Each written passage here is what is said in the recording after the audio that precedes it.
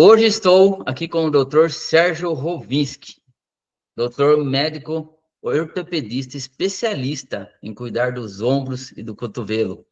E esse doutor, ele viaja assim o Brasil inteiro, o mundo inteiro, fazendo cirurgias, cuidando das pessoas.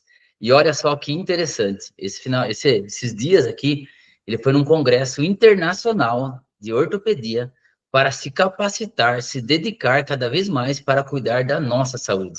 Então, imagine quanto ele tem para trazer para nós hoje de novidades, de algo que ele aprendeu mais ainda, se especializou mais ainda para cuidar do ombro de seus pacientes, do cotovelo e dos membros superiores.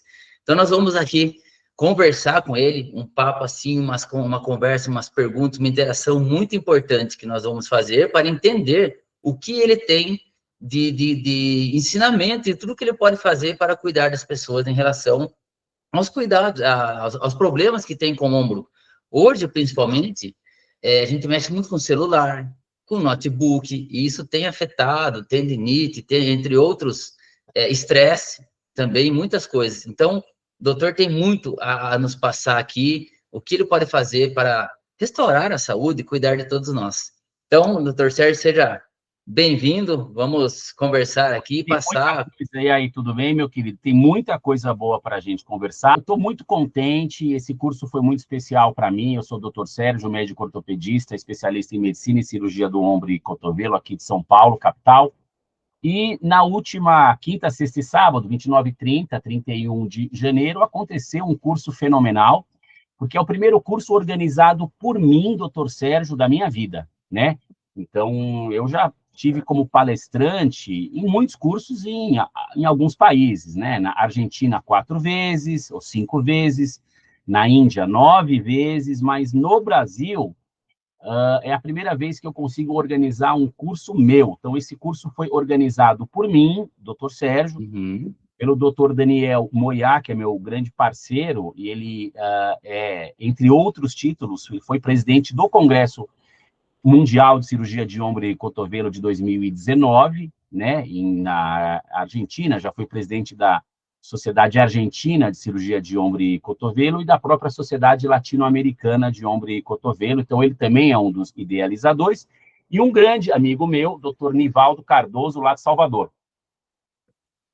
E nós três organizamos esse curso, isso surgiu de uma ideia em maio de 2025, e de lá para cá, cara, foram, sei lá, 8 meses de muito trabalho, 9 meses de muito trabalho, e nós conseguimos criar um curso que aconteceu aí agora na última quinta, sexta e sábado, né, 29, 30 e 31, que foi muito legal. Foram 3 dias de curso, 350 médicos inscritos, isso nos deixou muito felizes, né? Uhum. Nós tivemos 3 dias de curso. No primeiro dia, nós tivemos um módulo de ultrassonografia. Nós vamos falar um pouquinho desse assunto. Isso. Como aplicar a ultrassonografia na ortopedia, que é uma coisa muito legal. Depois, nós tivemos, no segundo dia, nós tivemos aí 3 cirurgias ao vivo, sendo que eu fiz uma delas, né, para uma plateia que, na hora, tinha mais ou menos umas 300 pessoas, e muitas aulas muito interessantes, discussões de casos clínicos, e aí, no terceiro dia, que foi sábado, a gente teve um Cadáver Lab, que é um curso de treinamento em cadáver. E isso é uma experiência sensacional, quer dizer, eu já participei como aluno de uns 8 cadáveres, né, a maioria nos Estados Unidos, e depois eu peguei muita experiência, e eu já sou professor de cadáver em São Paulo e quer dizer, no Brasil e na Argentina, né? Já tive na Argentina algumas vezes, e agora em junho eu estarei de novo como professor de Cadáver Lab lá. Então foi um curso muito completo e que pela primeira vez eu assino que tem o meu DNA, né? Então, Muito bom. é um curso é um curso internacional, eu só queria dizer isso. Então, o nome dele é em inglês e vai continuar, é o Salvador International Shoulder and Elbow Course, porque tinham argentinos professores e tinha um israelense, que é o Dr. Ham Yaron, que é presidente da Sociedade Israelense de Cirurgia de Ombro e Cotovelo. Ele está indo embora do Brasil hoje, quarta-feira, entrou em cirurgia comigo. Então, o presidente da Sociedade Israelense de Cirurgia de Ombro e Cotovelo operou comigo, na verdade, eu fui o cirurgião principal. É uma grande honra para mim, é uma conquista, e a gente, enfim, uma série de inferências que a gente pode falar nesse bate-papo. Sim. E em relação ao público que estava lá, além de ter médicos já especialistas há anos, com muitos anos de experiência, tinha também alunos, tinha ali pessoas que estavam aprendendo tudo ainda Olha, ali com vocês, né? foi uma surpresa para a gente, mas uma surpresa muito bem-vinda, que um número muito grande de alunos de medicina. Eu diria que pelo menos uns 150 a 200 alunos de quinto e sexto ano de medicina, talvez até um pouco mais jovens, e mais de cento e poucos médicos, né? Uhum. Já ortopedistas. Quer dizer, foi uma surpresa muito positiva, Anderson, porque nosso curso foi muito divulgado em ligas acadêmicas de ortopedia lá da Bahia.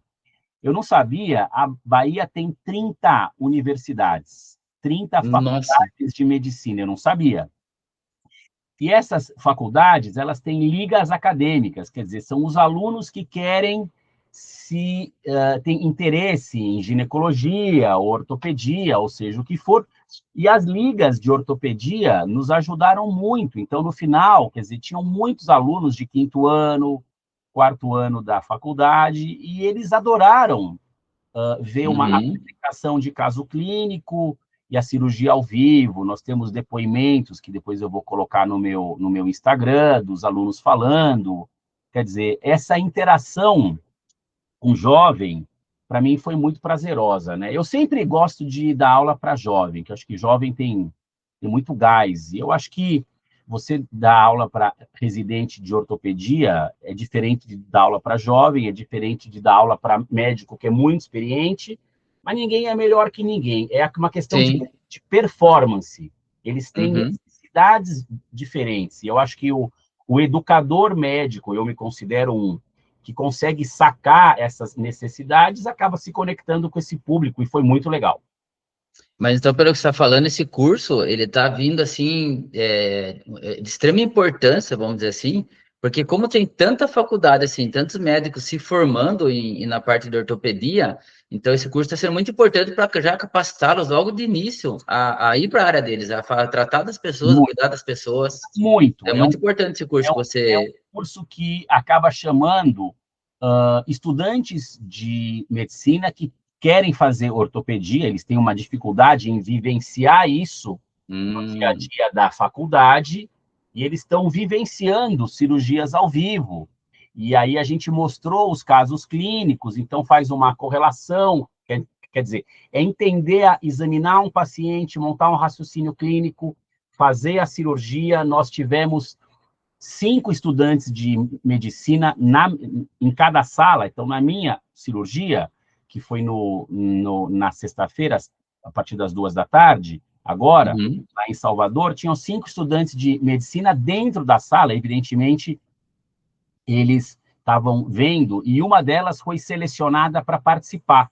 Então, ela já sabe se escovar, isso faz parte da grade curricular, para aprender um pouco de cirurgia geral, e aí ela entrou. Então, ela ficou fascinada, porque tinha médicos já bastante experientes, ela participou um pouquinho da cirurgia.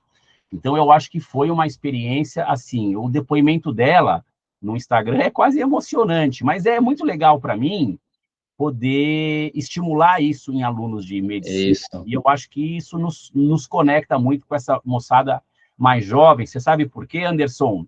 Que eu aprendi na minha vida, cara, que as crianças de hoje são os adultos de amanhã. Então, é um quinto-anista hoje que daqui 10 anos ele pode estar na vida acadêmica e ele está terminando o doutorado. E daqui 12, 15 anos, esse cara é livre docente. Eu tenho colegas que foram tão... Assim, a gente jamais menospreza, muito pelo contrário, a gente valoriza essa moçada jovem, ávida por... Uhum. E a interação com eles foi muito legal. Mas tinha médico, tinha desde aluno de medicina até chefe de departamento da Escola Paulista de Medicina, tinham 2 ex-presidentes da Sociedade Brasileira de Cirurgia de Ombro. Então, foi uma festa de presidentes e ex-presidentes que me deixou muito feliz. Muito interessante. Ou seja, você, quando você se coloca à disposição também para ensinar, você aprende duas vezes mais. Olha, eu vou Então, te você se falar. capacita mais e está capacitando mais profissionais ainda na área da medicina, ortopedista, especialista na área em ombros, a se capacitarem também. Então, você está multiplicando o seu conhecimento. Não, Isso eu é muito sempre falo, importante para nós, né? Quando a gente veja, pede um cuidado e tudo mais. sempre falo o seguinte: a gente só fica velho quando a gente acha que a gente não tem mais nada para aprender. Esse é o primeiro ponto, Aham, tá? E o segundo é assim, eu falo isso há muitos anos, quem ensina sempre aprende. Então, eu estou lá e eu estou ensinando e, de repente, eu pego uma dica, até com um médico mais jovem, que eu falo, meu Deus, essa dica é muito boa. E aí, uhum, eu também tive a oportunidade de estar na plateia nas duas cirurgias que antecederam a minha. Então, eu ajudei a fazer a mediação. Você tem um mediador que fica com um microfone, conversando com quem está falando a cirurgia ao vivo. Eu queria explicar daqui a pouco como é que funciona uma cirurgia ao vivo, acho que é muito legal. aham. E aí eu estava do outro lado, e aí é assim, a gente fica perguntando, e aí alguém da plateia fala, olha, eu estou com uma dúvida, aí você passa o microfone para essa pessoa, então, é muito interessante como funciona, daqui a pouquinho a gente fala, eu gosto de ter essa oportunidade de explicar para o público, como é que funciona a cabeça do cirurgião quando ele faz uma cirurgia ao vivo. É um treinamento duro, para mim foi um treinamento, a curva de aprendizado foi consideravelmente dura, mas hoje para mim hoje para mim é delicioso fazer cirurgia ao vivo. Muito bom. Vamos lá, para ficar até mais claro para quem está nos assistindo, nós vamos separar em 4 pontos aí, tá? Então, coloca o ponto 1 aqui que a gente vai falar sobre o ultrassom. O segundo ponto é sobre cirurgia ao vivo. O terceiro ponto é sobre o cadáver leve. E o quarto ponto foi essa experiência em você estar conectado com os estudantes, pessoas ali que estão aprendendo sobre o que você sabe, que você pode passar para eles. Então, a gente vai separar nesse, dessa forma para que fique bem claro para todo mundo. Então, aqui a gente vai começar, vou te fazer algumas perguntas relacionadas ao ultrassom, tá? Para você nos explicar, ver o que você tem a passar aqui para o público, tanto nós como paciente, como também quer aprender sobre tudo que você sabe aí para transformar muitas vidas e abençoar muitas vidas com o seu conhecimento. Sem dúvida. Então, vem aqui, ó. Qual a importância do ultrassom na ortopedia, em específico no tratamento do ombro e cotovelo? Olha, a resposta é muito legal. Quer dizer, quando eu me especializei em medicina e cirurgia do ombro há 20 anos atrás, o ultrassom ainda estava muito fora do nosso dia a dia, né? A gente conhece ultrassom, o que vamos dizer, na cabeça das pessoas, ultrassom obstétrico, né, para ver a idade do feto, ultrassom ginecológico, isso tudo já é muito mais conhecido do público habitualmente. Mas Uhum, o ultrassom é uma máquina, né, que emite ondas sonoras e que gera uma imagem, e nos últimos 10 anos, o ultrassom ele vem ganhando uma importância muito grande na ortopedia, tanto do ponto de vista diagnóstico, mas, sobretudo, do ponto de vista terapêutico. Acho que esse é o ponto mais interessante se a gente pensar na ortopedia em geral, e no ombro, no cotovelo e até na mão, que eu também trabalho com mão também. Então, uhum, veja, o que a gente sempre faz, e eu faço há 20 anos, e nada desabona essa técnica, que fique muito claro na cabeça de quem assistir, são infiltrações sem uso de ultrassom. A gente usa um termo médico que pode parecer meio estranho, mas que de estranho não tem nada. A gente chama infiltração às cegas, com crase, às tá, cegas, né? uhum, De cego não tem nada, mas é assim, eu estou colocando uma agulha dentro de uma parte do corpo, baseado em referências anatômicas. E isso é feito há muito tempo, né? Assim, há muito tempo, há 40, 50 anos. E não adianta dizer, Anderson, que as infiltrações habituais, sem ultrassom, elas não funcionam.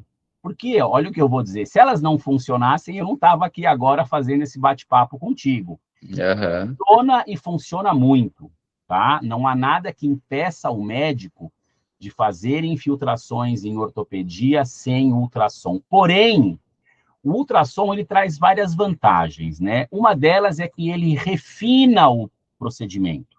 Então, eu não preciso de referências anatômicas. Eu coloco a agulha e eu vejo ela entrando dentro do ombro do paciente, numa tela que pode ser desde o celular até uma tela de 55 polegadas, tá? Então, hoje nós temos máquinas, Anderson, muito interessantes, né? Existem desde máquinas enormes que se usam nos grandes laboratórios, e essas máquinas, elas custam caríssimo, elas custam 300 mil reais, 500 mil reais, como você tem ultrassons, máquinas portáteis. Então, você leva na sua mochila, e aí você usa onde você quiser, e você conecta essa máquina com um tablet, entendeu? E aí você liga o tablet, e aí você vê. Em geral, a gente usa um tablet, vamos dizer, habitual do tamanho de um iPad. É mais ou menos o que a gente usa. Interessante, porque é a tecnologia, né? Você usufruindo da tecnologia para o cuidado para Além tratar os ombros. é assim, não, os ombros, os cotovelos, as mãos, e que fique claro para outras articulações também. Sim. Indiscutivelmente. Agora, o que é interessante é assim, você faz um posicionamento da agulha, ele é mais preciso, isso que fique bem claro, isso não desabona a técnica clássica, tá? Isso refina a técnica clássica, mas isso tem um outro efeito. Isso é muito discutido nos Estados Unidos, que é o seguinte, isso melhora, e eu vou explicar, tá? Isso melhora a experiência do paciente no consultório e provado por estudos que isso aumenta a aderência do paciente ao tratamento.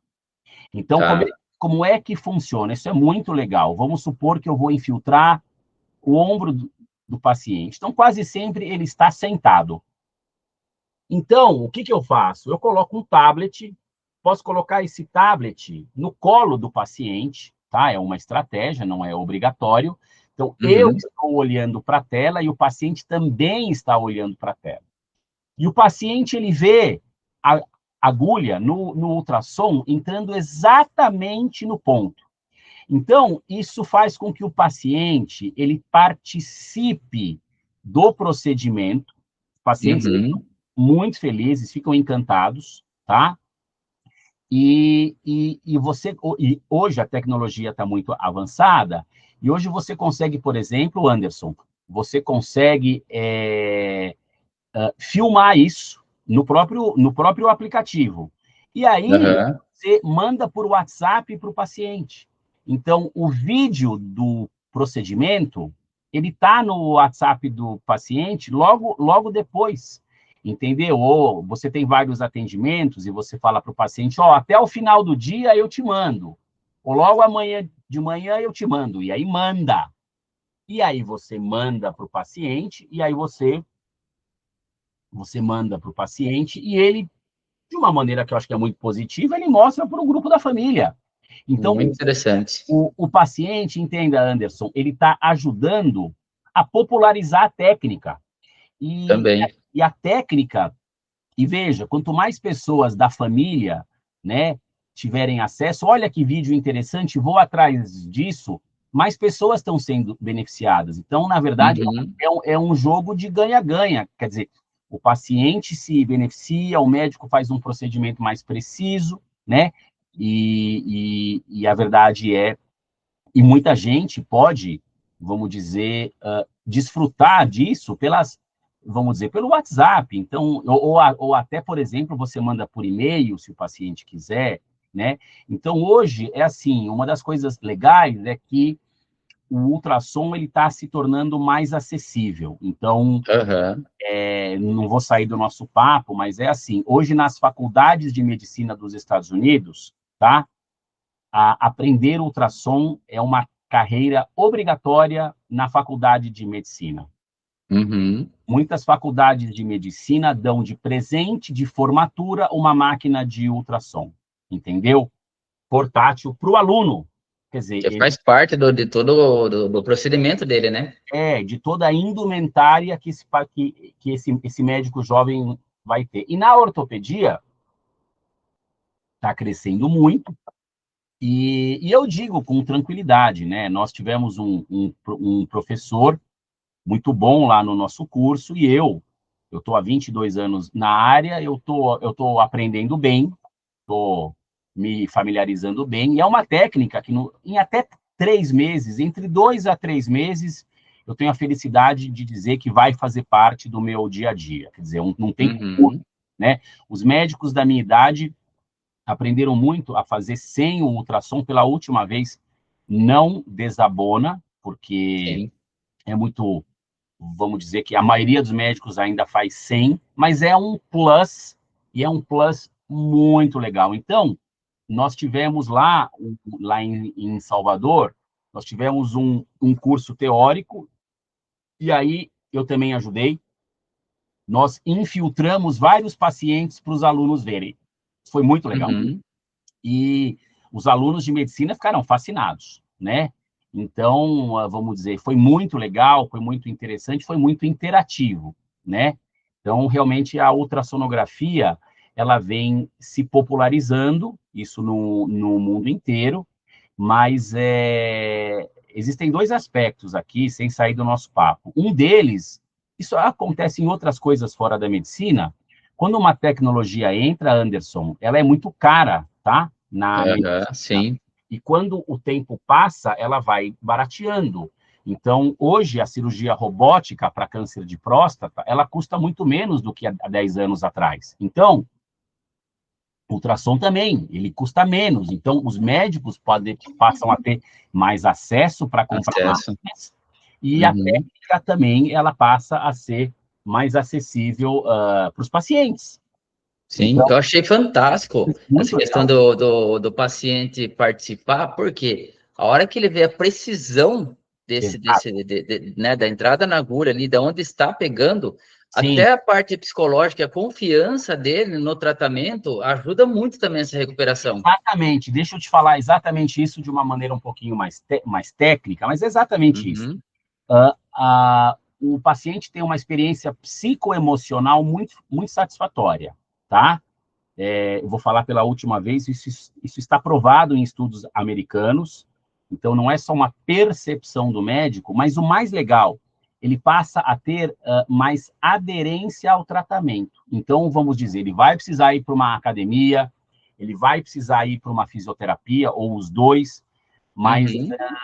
ele viu aquilo está no WhatsApp, ele mostra para a namorada, seja quem for, para o pai, para a mãe, para o marido, e aí fala, porra, meu, eu fiz isso, foi muito legal, agora eu vou fazer a outra parte, que sempre tem uma parte, Anderson, não é o escopo da nossa discussão, de um Uhum. fortalecimento muscular adequado, de um reequilíbrio do tendão, Sim. isso vale para o joelho muito, isso vale para o quadril, mas assim, é muito legal. Realmente é uma técnica que eu estou muito feliz que em 2 a 3 meses, eu diria que entre 1 a 3 meses já vai começar a fazer parte do meu dia a dia. É, você já antecipou isso para os profissionais, para quem está entrando, falou, ó, existe isso aqui, que vai ajudar muito no procedimento, no cuidado. Se você me perguntar se é obrigatório, a resposta é não. Mas Aham, é algo, veja, as tecnologias elas vão entrando e elas vão ganhando seu espaço. E o ultrassom na ortopedia ele vem ganhando um espaço muito para diagnóstico também, mas muito aham, para infiltrações. Acho que isso é muito legal, você fazer uhum. infiltrações guiadas por ultrassom. E isso, vamos dizer, dentro, né? É diferente você ter que comprar uma máquina que é enorme, que a gente vê nos laboratórios, e além dela ser caríssima, que é o que tinha há 15 anos atrás, Aham, ela não pode ser transportada. Aquilo não pode. Aquilo lá é muito, como fala, é muito sensível. Aquilo fica lá e sim. mora lá. Só que passaram-se 15 anos, mais ou menos, e a tecnologia explodiu e hoje eles são portáteis. Você leva na mochila. É nanotecnologia que chama, né? Olha, Tudo não é tão menor nano. ajuda na. É desse tamanho aqui, mas ele literalmente é para usar com a palma da mão. É um tablet de 30 centímetros. Ele, de fato, ele cabe na mochila. Eu conheço muito médico que deixa o ultrassom no carro, porque vai para um Uhum. hospital e vai para o outro. E isso vai ser. Então, assim, eu estou muito contente que essa tecnologia aí, nos próximos 60, 90 dias, já está na prática. O que eu só quero comentar é assim, quando você pega um médico mais experiente, que tem muita prática clínico-cirúrgica, como qualquer cara da minha idade, é mais fácil Uhum, aprender, porque ele conhece muito anatomia. Então, assim, tá. eu tenho a anatomia do braço, da mão, na palma da minha mão, eu faço isso há 20 anos, então eu sei aonde a agulha entra, eu conheço a anatomia. Quando você conhece a anatomia, quer dizer, quando o cara não conhece a anatomia, não resolve nada, mas como eu opero isso o tempo inteiro, então, para mim, fica muito mais intuitivo, para mim e para qualquer outro especialista que tenha uma boa bagagem, né? Então, mas, Aham. mas foi uma experiência muito feliz lá no curso. Os médicos adoraram, assim, foi muito legal.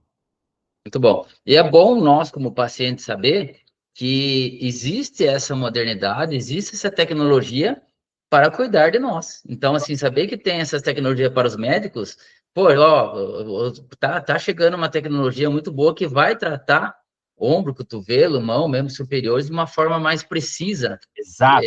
É, Existe e uma. até, dependendo desse tratamento, dessa infiltração, ela pode até evitar cirurgias desnecessárias, vamos dizer assim. Eu vou te falar sobre.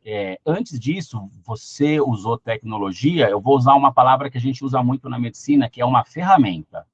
E Ferramenta. o ultrassom é uma ferramenta maravilhosa.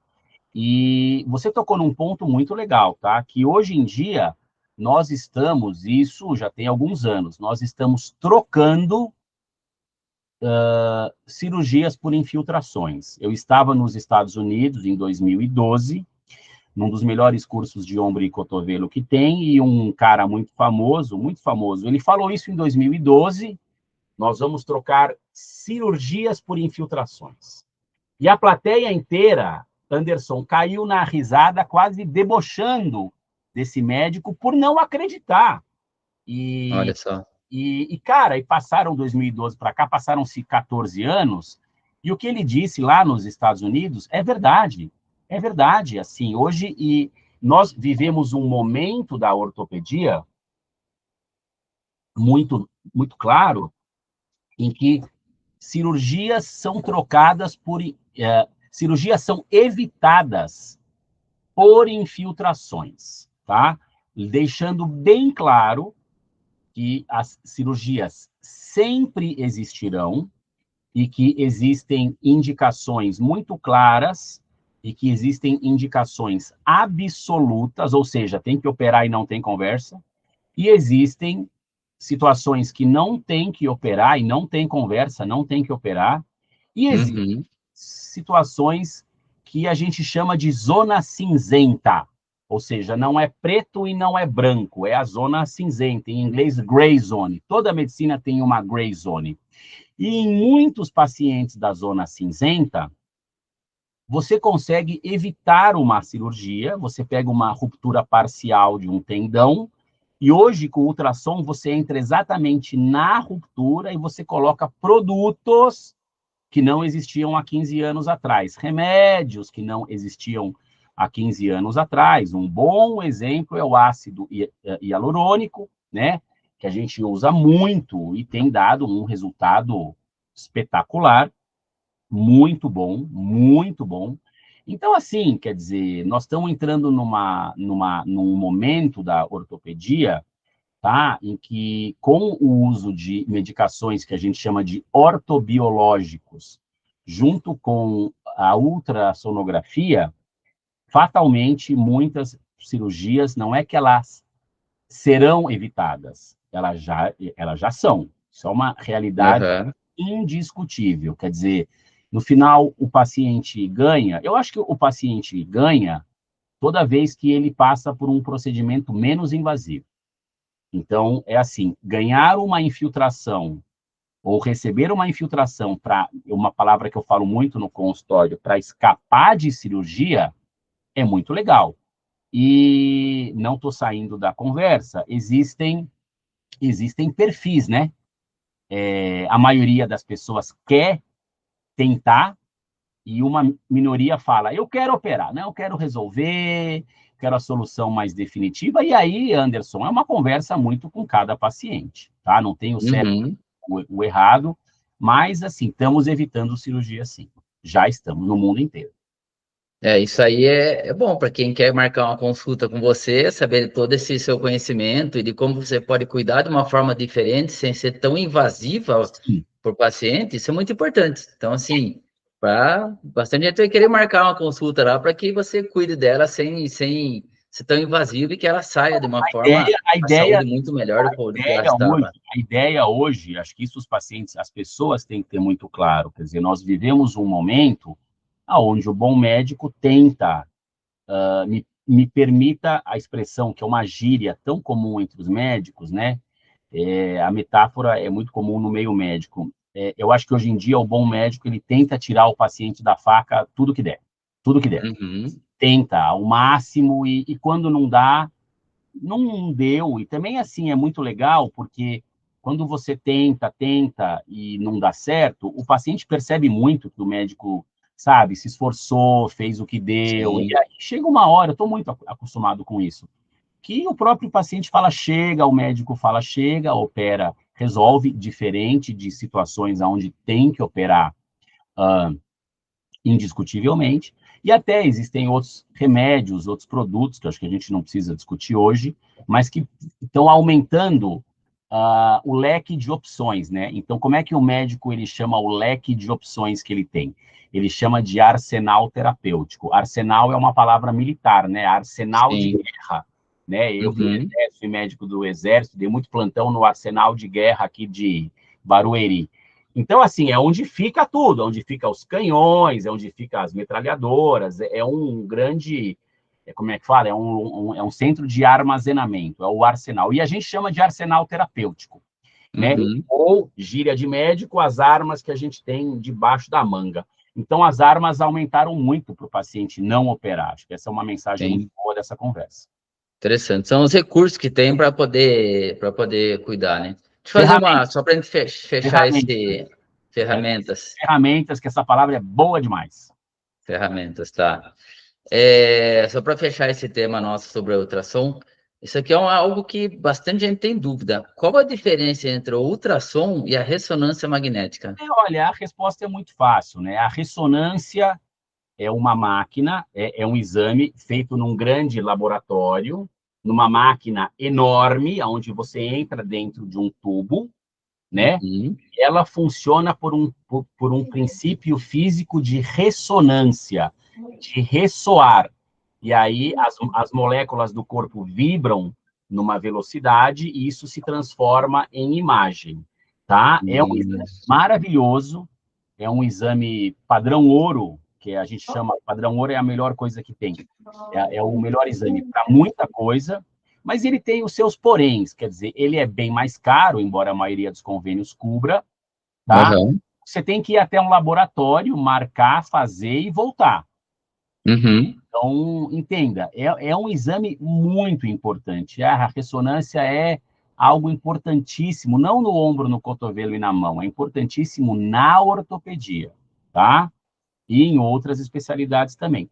Agora, o ultrassom é diferente, ele é um exame feito por onde a onda de som bate e volta, mas ele não é, ele pode ser feito no laboratório, tá? E ele pode ser feito pelo próprio médico no consultório.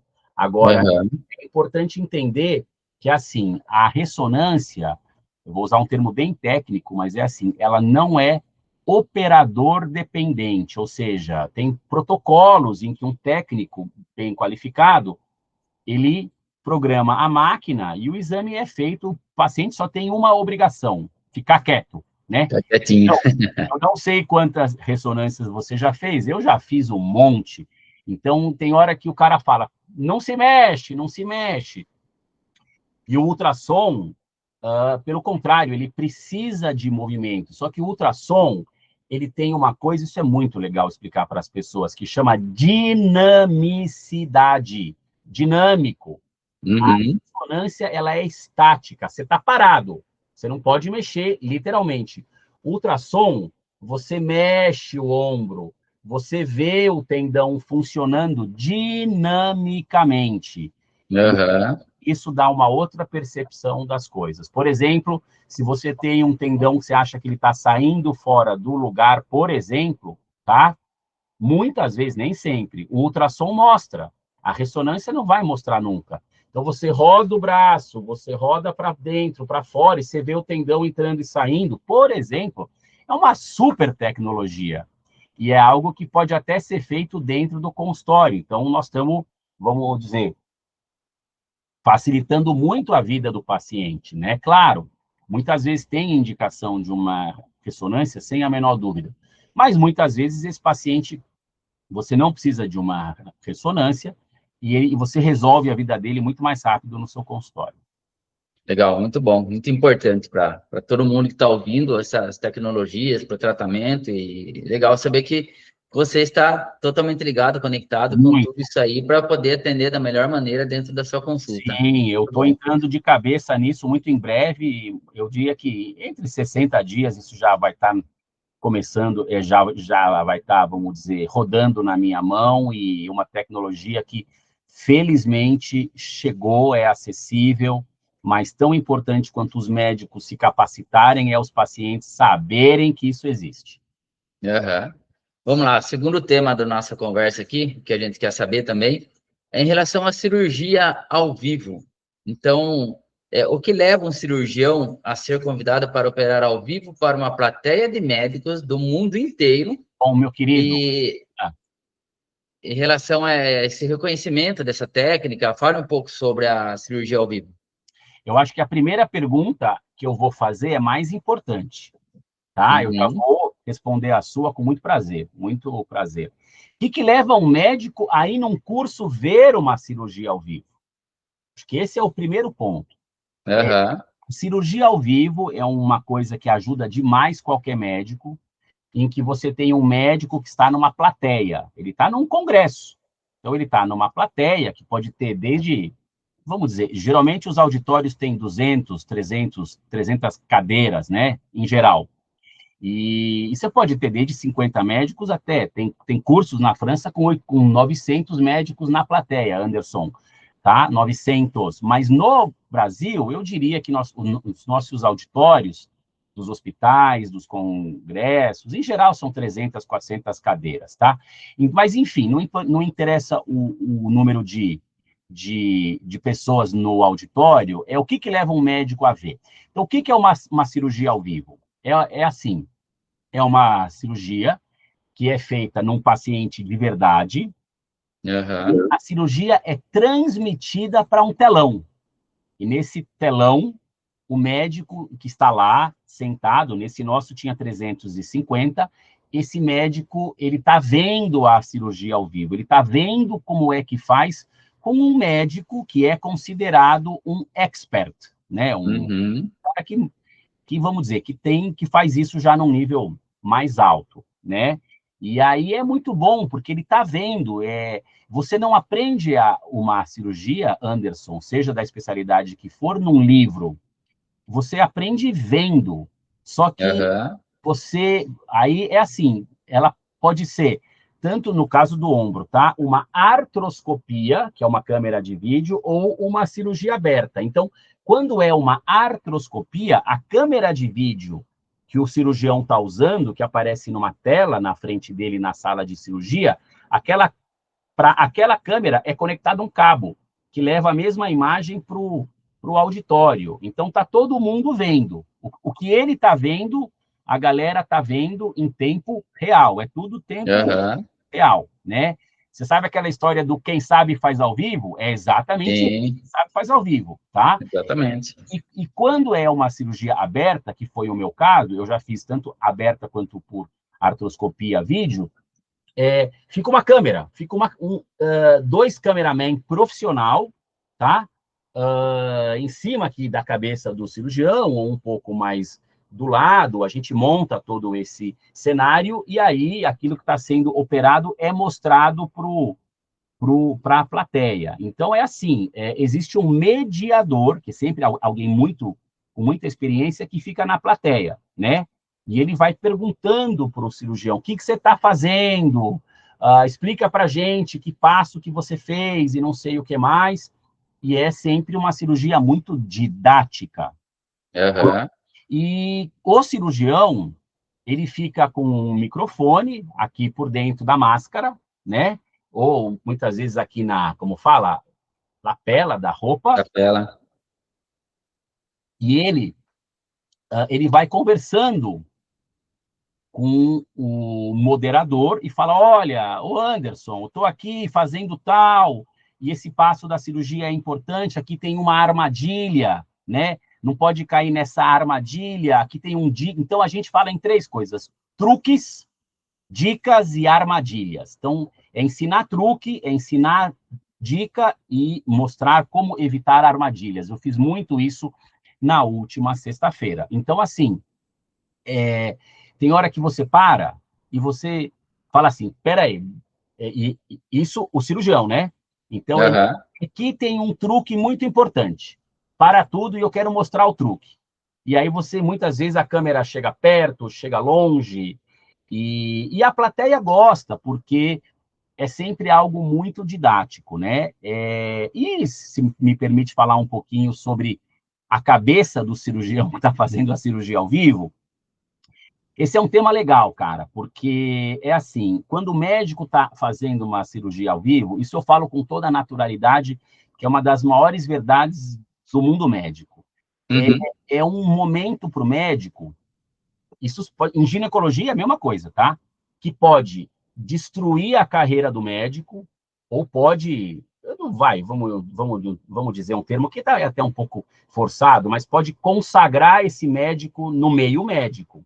Porque Aham. vamos dizer que a cirurgia vai ruim e não dá certo, e fica feio, e aí não deu certo, e complicações intraoperatórias acontecem, e aí no final ele fala, olha, já passou o tempo, não ficou bom, eu vou ter que refazer tudo.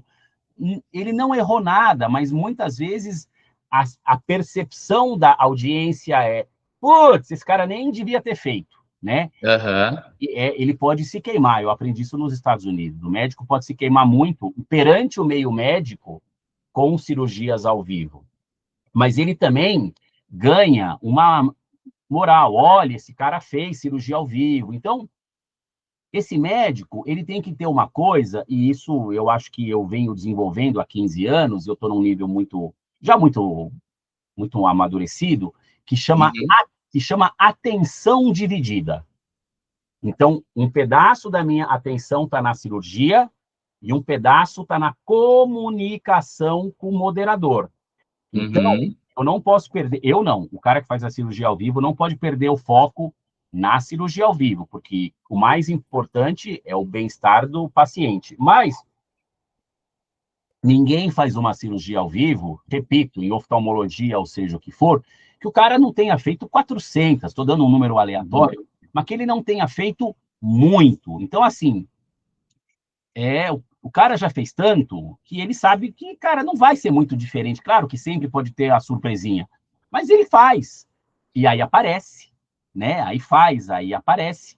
E aí ele vai conduzindo. Então, é assim, existem pessoas que têm a habilidade de fazer cirurgia ao vivo, sem dúvida alguma. Uhum. É a maioria dos médicos? Indiscutivelmente, não. Porque ele tem que ter três coisas. Tá? Isso eu aprendi na Índia. O cara me falou e eu falei, meu Deus do céu, como é que eu nunca pensei nisso? Para fazer uma cirurgia ao vivo, ele tem que ter a habilidade de operar, muita segurança, ele tem que ter a capacidade da atenção dividida, então ele está falando com a plateia, falando com o moderador, tirando dúvida, e ele não está parando de operar em momento nenhum. Então ele está Uhum. entende, ele está fazendo duas coisas ao mesmo tempo. E ele tem que ter uma boa habilidade de comunicação, Anderson. Imagina que é uma pessoa que não se comunica bem, como é que fala, em tempo real, numa cirurgia. E às vezes dá uma complicada. Então, às vezes, você fala Aham. com o moderador, ó, tá sangrando um pouquinho, me dá 5 minutos. E aí ele fala, olha, gente, o Sérgio vai cauterizar, o Sérgio, seja quem for, vamos falar disso, disso e disso. Então, esse paciente que eu operei era um paciente de 1,90 m e tanto, enorme, surfista, Aham. e que ele estragou a primeira cirurgia que foi feita por vídeo, estragou, porque ele foi surfar com 15 dias. E Tá. ele jogou a cirurgia fora, não estou exagerando. E aí, Uhum. a gente conversou muito com ele em Salvador, e você vai ter que ter um bom comportamento pós-operatório. Então, para mim, foi uma cirurgia mais difícil, que eu abri, tive que achar todos os fios de sutura usado na cirurgia prévia, e eu tirava, e falava, ó, gente, esse aqui é o fio que foi dado ponto, mas o paciente estragou a cirurgia. Então, assim, e isso gera, quer dizer, não deixa de ser uma revisão cirúrgica. Aham. Toda cirurgia que é feita porque a primeira, em algum momento, falhou, é considerada uma revisão. Então, eu fiz uma revisão cirúrgica ao vivo, agora, 4 dias atrás, em Salvador, 5 dias. Fiz. Foi mais difícil? Foi. Mas, cara, me tomou mais tempo, mas no final ficou bom do mesmo jeito. E isso, os médicos na plateia, eles adoram. Uhum. Eles adoram ver quando tem um obstáculo intraoperatório e como é que o médico vai sair desse obstáculo. Aí o cara fala, Entra a sua habilidade, né? sim, mas E a ele... questão também que eu queria acrescentar nos três pilares que você falou ali, a questão do controle emocional também. Porque você está ali sendo, de uma certa forma, uma pressão, que está todo mundo te olhando, Eu vou te falar muita uma coisa, responsabilidade de ensinar todos cara, ali, você e tá tem especialista igual você ali, né? eu vou te falar uma coisa. Você sabe que, cara, eu não toquei nesse assunto, mas me deixa falar um pouquinho, porque ele é muito verdadeiro, tá? Como eu falei, a cirurgia ao vivo, ela funciona para qualquer médico, em qualquer país. Uhum. Coroas e espinhos. Ou seja, me permita o termo, tá? Dá para queimar o filme do médico e queimar de uma maneira que é muito chata. Quanto 350 médicos vão sair falando nos respectivos grupos de WhatsApp que a cirurgia desse cara deu ruim. Uhum. Mas também dá para... Eu acho que consagrar é um termo, muito forçado, mas dá para consolidar esse médico no meio médico, esse é um termo bom, como um cara que dá conta do recado. Então, é por isso que pouca gente, eu falo isso, eu tô nessa vida há 20 anos, pouca gente topa fazer uma cirurgia ao vivo, porque não quer, de repente, que dê ruim, usando uma gíria nossa no português, e que ele queime o filme, Uhum. né? Sim.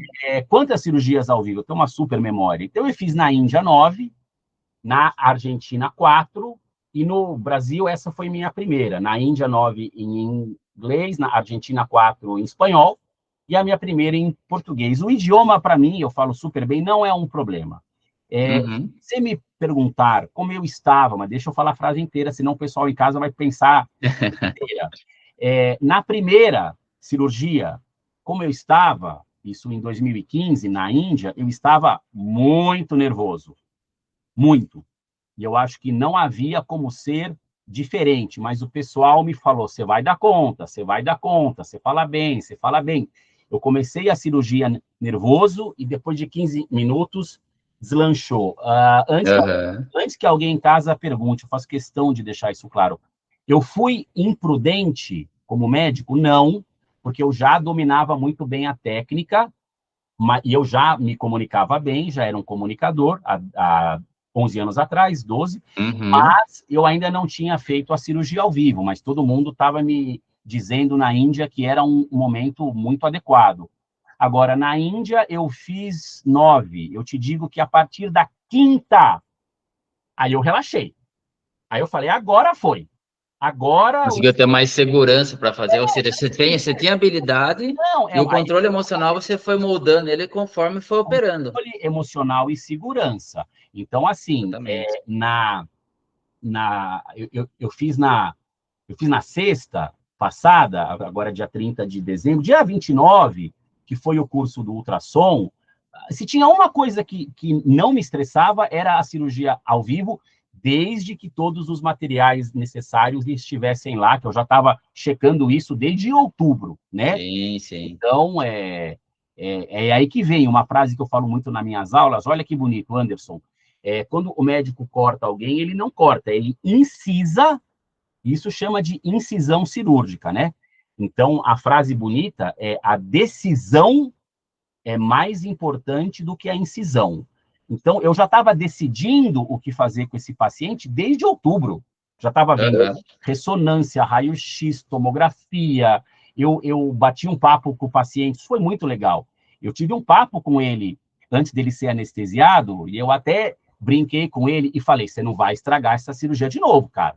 Eu até falei, cara, você é enorme, ele é um touro, ele tem 1,90 m, ele surfa. Eu falei, você me quebra com peteleco, que você é um touro, mas eu venho aqui na Bahia e eu te pego se você estraga. Não, doutor, já estraguei a primeira, porque, brincadeiras à parte, eu estava trabalhando o aspecto emocional de um paciente ansioso que estragou a primeira cirurgia, né? Porque, assim, cirurgia ortopédica tem a responsabilidade do médico, mas o bom comportamento pós-operatório do paciente, que é um tema que a gente pode abordar num outro papo, num outro dia, que acho que não é para hoje, mas é um tema bom. Mas a cirurgia foi um pouco mais difícil do que eu esperava, não esperava uma cirurgia tão difícil, mas foi muito legal. Foi legal, cara, adorei, assim, foi a primeira, e eu fiquei muito feliz, porque foi a primeira que eu fiz no meu país.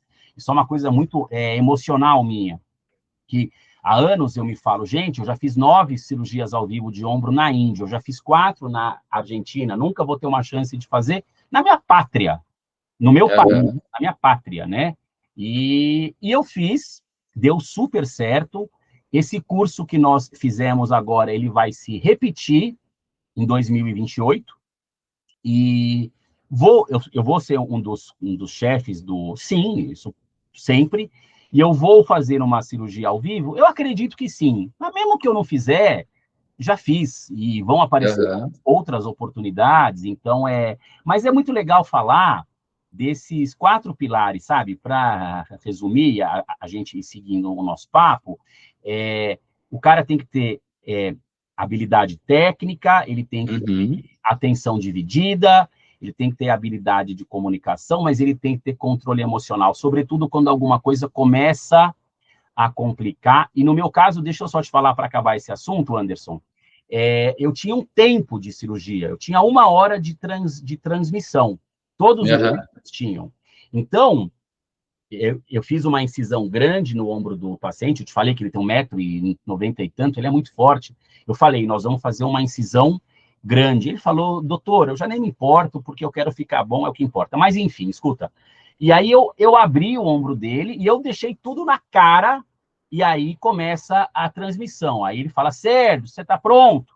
Eu falei, eu preciso de 3 minutinhos. Aí eles deram uma enrolada lá como fala, no auditório, 300 e tantos metros. Eu falei, já tô pronto.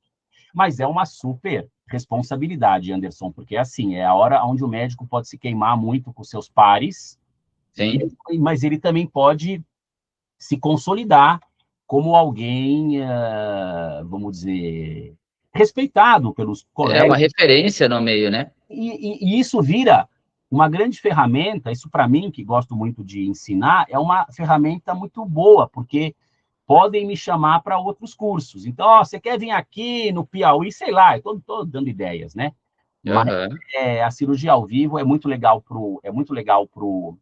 para quem está vendo, e é muito legal para quem está fazendo, desde que ele tenha essas 4 coisas que eu não vou falar de novo, mas a minha curva de aprendizado, já foram 9 mais 4, são 13, 14, só a partir da 5ª que eu comecei a falar, estou pronto, agora pode me dar o caso que eu dou conta. E até porque, Anderson, para terminar isso da cirurgia ao vivo, entenda, o médico que vai além dos seus limites é um tremendo de um aventureiro e que ele se torna um médico perigoso. Então, não pode passar dos seus limites. É diferente de operar casos complexos, amanhã eu vou operar um, e a gente chama de casos desafiadores. Mas não existe aventura, existe embarcar em cirurgias mais complexas, menos complexas, e quanto mais velho a gente fica, mais abacaxi aparece, mais ou menos. Exatamente. Bom, isso mostra cada vez mais o seu conhecimento, a sua autoridade, o quanto você é especialista na área, até por você ter essa segurança de fazer essa cirurgia ao vivo, com tantas pessoas, tantos outros profissionais especialistas na área, alunos, porque o que você fez é de extrema responsabilidade, porque você está ensinando também. além de estar operando uma pessoa, você está ensinando as outras pessoas, os outros profissionais, Sim, a como operar, como fazer uma cirurgia em outras pessoas. sim, Então, assim, é o que eu falei, o teu conhecimento se multiplica para outros profissionais que vão cuidar de outras pessoas.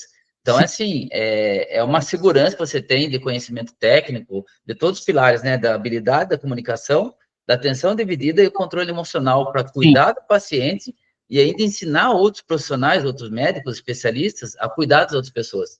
Então, sim, assim, parabéns pela sua obrigado. disposição de estar ali num curso ao vivo ensinando isso e é de grande valia para eles e para nós, como paciente, né? Ter essa segurança de que você tem para poder cuidar das pessoas. Super, e eu falo assim com toda humildade do mundo. Eu tô nessa vida de dar aula há 20 anos.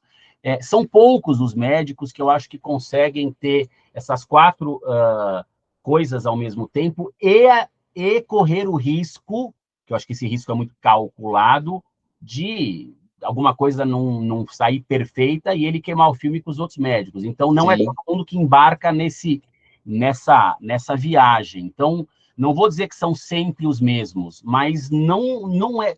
É um grupo de 10 que você conhece, não muda muito, então você vira uma referência e os outros te chamam. E se eu quero virar uma referência, eu vou falar de uma maneira humilde, eu quero ajudar os outros.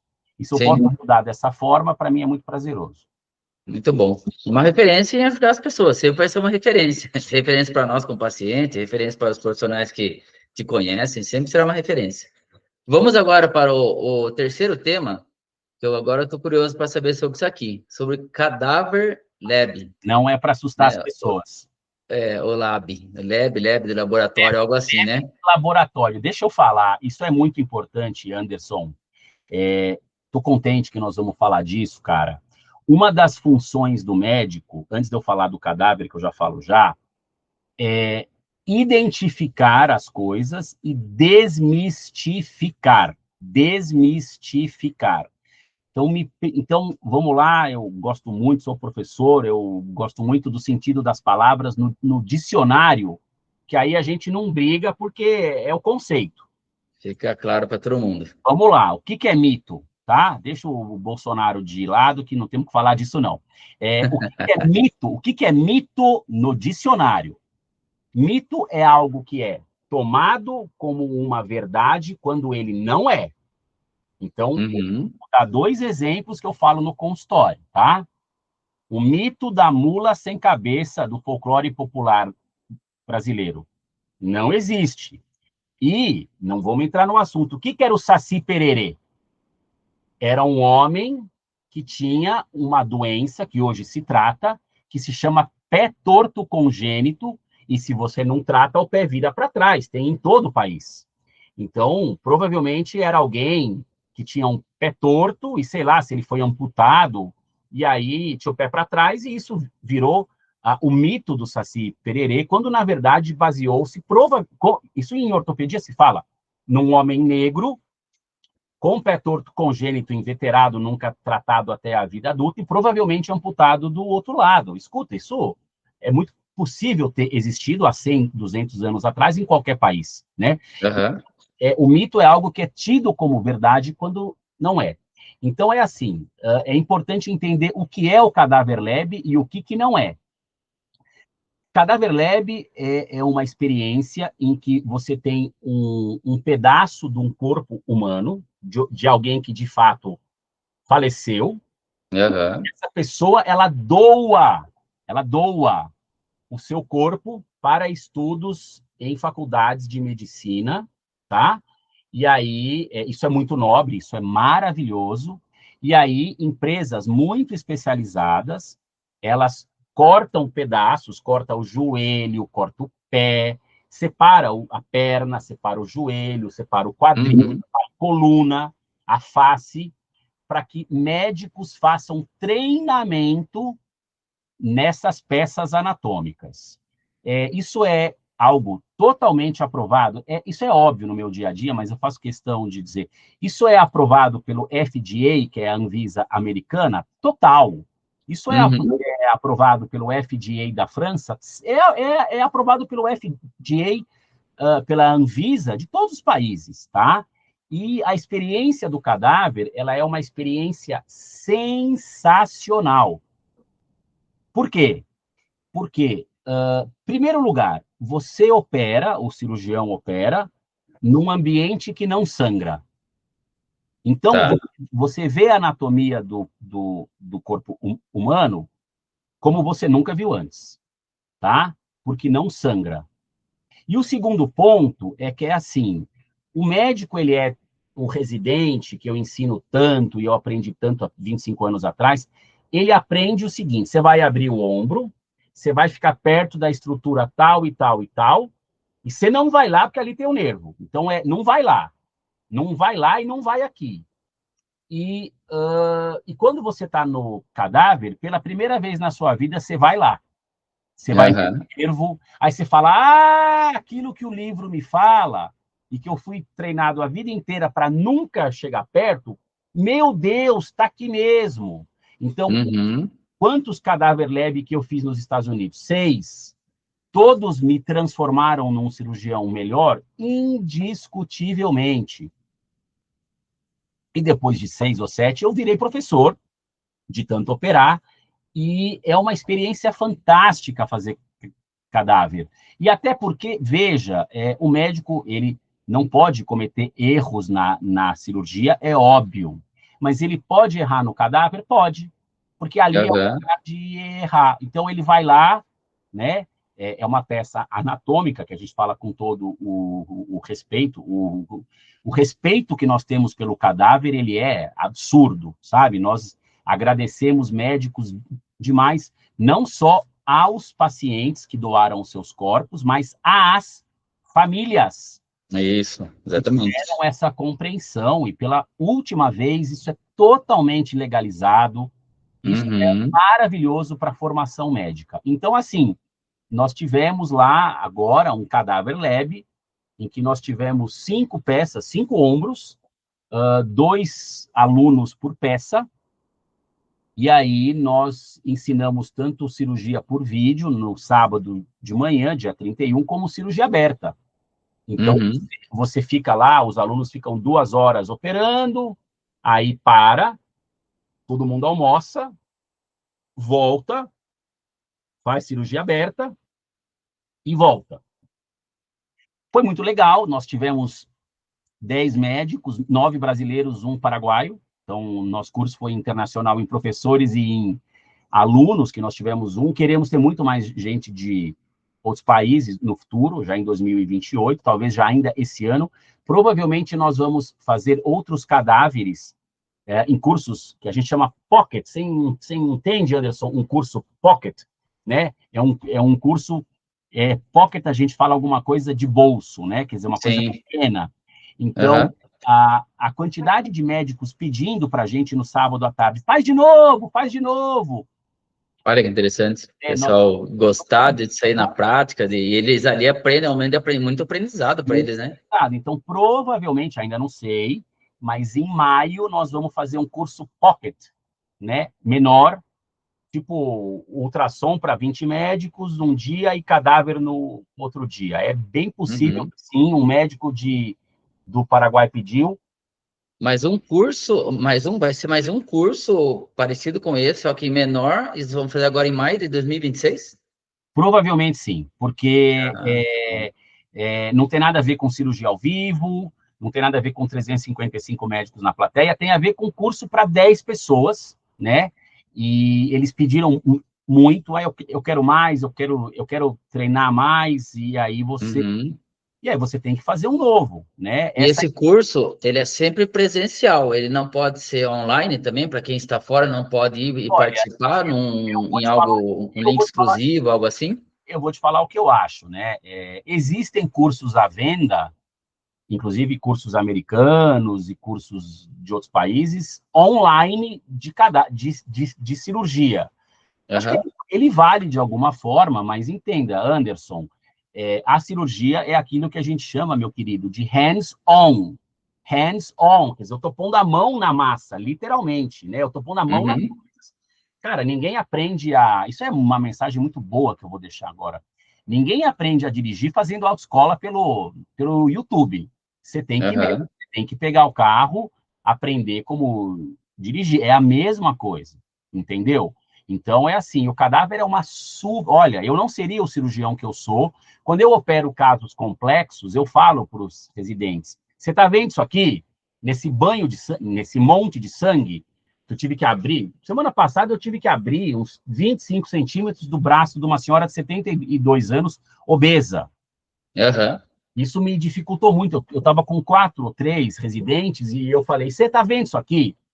E ele falou, chefe, eu não estou entendendo nada. E eu falei, cara, eu já fiz, se for pensar como professor e como aluno, eu fiz 12 cadáveres, né? 4 como Aham. 8 você. Fiquei 6 e 6, 6 como professor. Mas eu falei para os médicos jovens, eu agradeço cada cadáver leve que eu fiz, que está sangrando, o paciente é obeso, e paciente obeso dificulta muito, né? Muito tecido gorduroso, e eu falei, eu sei tudo o que está acontecendo. E aí, de repente, você mostra um nervo e o residente fala, meu Deus, eu não quero saber, chefe, que está aqui. Eu falo, lógico. Por que eu sei que está lá, Anderson? Não é porque eu li no livro, é porque eu participei de vários cadáveres e eu fui até lá. Quando nós Uhum. treinamos os médicos para não ir. Então, eu falo, ó, gente, isso aqui eu já vi nos Estados Unidos, eu vi na França, eu fiz um muito bom. Tinha um nervo específico do ombro, que eu tinha muito medo dele, chama nervo axilar, numa prótese que se faz no ombro, que se chama prótese reversa. Eu nunca tive nenhum problema. E eu estava lá num cadáver na França, em Paris, em 2018, e eu falei para o cara, vamos ver? E aí você tem que fazer uma dissecção cadavérica, Anderson, muito ampla, entendeu? Você tem que abrir a axila do cara. Mas eu vi. E Aham. aí eu vi que o nervo fica a 2,5 centímetros de onde eu opero. Então, assim, e aí você ganha uma noção tridimensional anatômica que te torna outro cirurgião. Então, assim, foi muito legal o cadáver lab que a gente fez. Esses cadáveres, eles são, em geral, eles são americanos, tá? Porque é um mercado que é muito desenvolvido nos Estados Unidos. Eu não quero entrar Aham. nesse assunto, eu vou falar rapidamente. Os funerais nos Estados Unidos, eles são muito caros,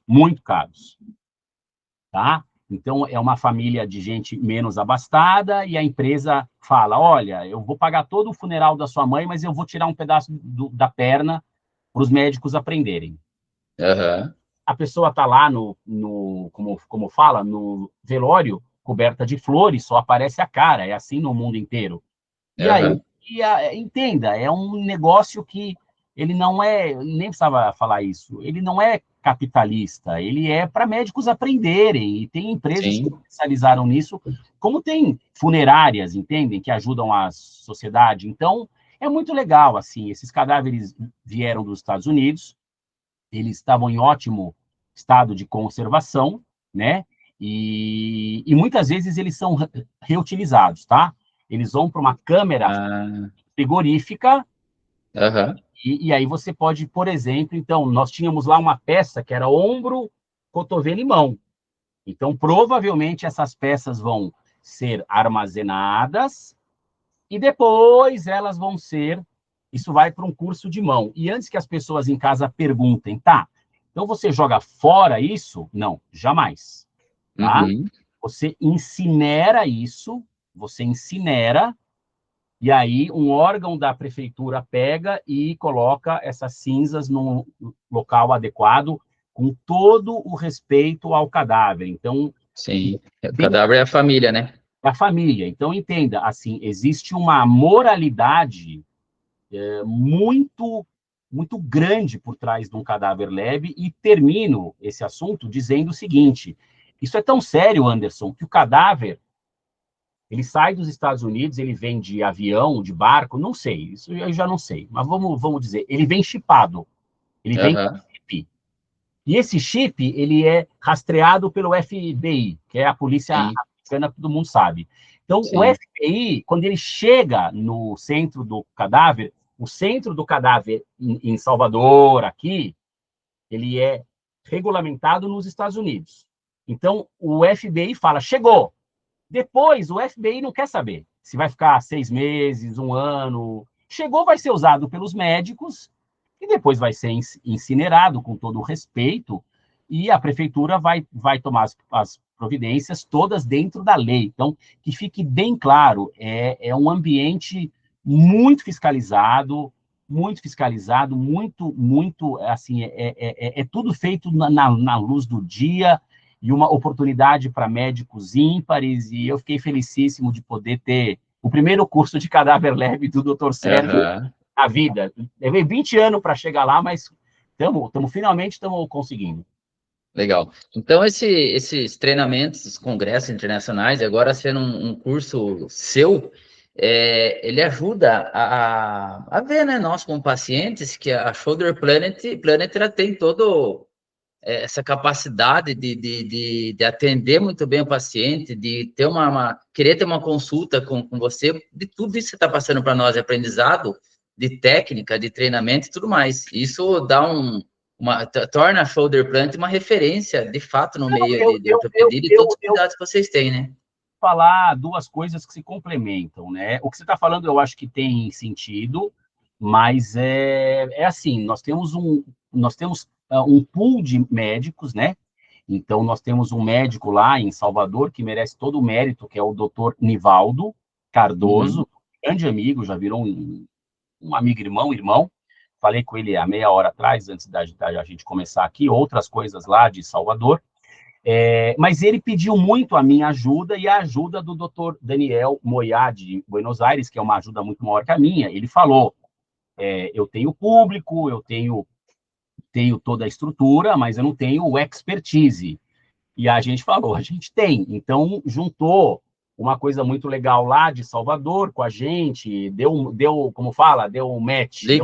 Deu match, A liga fantástica. Nós tivemos uma experiência em Salvador muito boa, os argentinos se sentindo extremamente em casa, e um último detalhe, que eu acho que tem mais um quarto ponto que você quer falar comigo, mas eu preciso deixar isso muito claro, velho. O CRM, né, o Conselho Regional de Medicina, né, ele é estadual. Então, a gente tem o Conselho Regional de Medicina do Estado de São Paulo, chama-se CREMESP. A gente tem o do Rio de Janeiro, chama CREMERGE, que é RJ. E na Bahia, né, chama CREMEB, porque é Conselho Regional de Medicina da Cada Bahia. estado tem um número? Cada estado tem um conselho, isso no país. Conselho, isso, tá? Então, significa o quê? Que eu tenho a carteirinha do CRM, como todo médico, né, me formei em São Paulo. O meu CRM, ele é do estado de São Paulo, eu sou médico há 25 anos, e ele me habilita a operar, isso é o que a lei diz, no estado de São Paulo, tá? Tá. Então, significa, eu posso fazer uma cirurgia em outro estado? Me parece que hoje em dia, você até pode alguns dias por ano, mas nós preferimos, e eu faço questão de dizer isso aí, que todos os médicos que não moram na Bahia, que foram fazer cirurgia ao vivo, obtivessem uma autorização provisória do Conselho Regional de Medicina do Estado da Bahia para as cirurgias que nós fizemos, o que vale para os 2 médicos da Argentina e o médico de Israel. Então, as cirurgias que a gente fez, o Conselho Regional de Medicina, ele me deu uma permissão. Ele falou, Sérgio, pode vir de São Paulo e pode operar esse paciente, desde que alguém da equipe da Bahia, que seja da equipe que toma conta dele, que vai fazer o pós-operatório, esteja na cirurgia. Então, tinha um médico, não só baiano, soteropolitano, que mora lá em Salvador, né? Com a gente, mas o cirurgião principal da minha fui eu. Uma outra foi um médico aqui de São Paulo, que é o Dr. Ben Weinsman, que foi até meu professor há 22 anos atrás na Escola Paulista de Medicina, e Dr. Diego, do Hospital Britânico de Buenos Aires. Então, tinha médicos lá, tinha médicos inscritos no Conselho Regional de Medicina da Bahia. É uma regra do Conselho, mas, e aí eu tive que mandar, como é que fala? Não tive que mandar meu diploma, eu tive que mandar uma cópia da minha carteirinha de médico, só que nós tivemos que pegar a cópia do CRM deles lá de Buenos Aires, tivemos que pegar uma cópia lá de Israel, levou uns 2 meses aí, quer dizer, as pessoas talvez não entendam, e também não tem que entender, o tamanho do esforço que a gente faz, cara, para criar um curso desse tamanho, tá? Nós fizemos um trabalho insano, que começou em maio, mas assim, de julho para frente, eu suei, a camisa não haveria como ser diferente, muitos pepinos aconteceram, aí você convida um médico que fala, não, putz, eu ia voltar sábado, preciso voltar sexta, porque apareceu um compromisso, e muda a passagem. Eu tive alguns infartos do miocárdio, e meu amigo doutor Ivaldo teve muito mais. Mas assim... Tá mais resistente agora.